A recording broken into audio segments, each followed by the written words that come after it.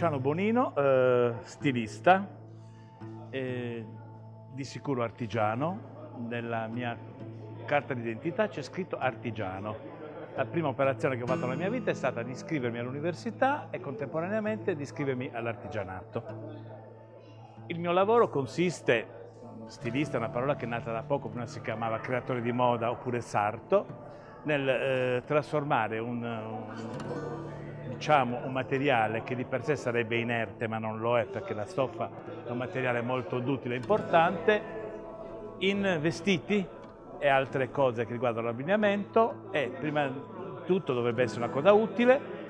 ma siccome l'uomo non si accontenta, deve essere anche bello e deve comunque dare un senso di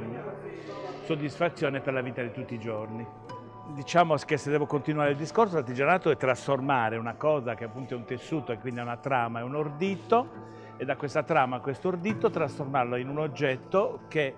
comunque intanto è un insieme di aspetti culturali, quindi tutta una trasformazione che avviene anche attraverso un progetto mentale e attraverso anche tutte le esperienze della vita e tutto quello che respiriamo tutti i giorni. Quindi quello che vedete qui intorno è ispirato alla Sardegna e lo faccio già da 45 anni, prima che non si facesse.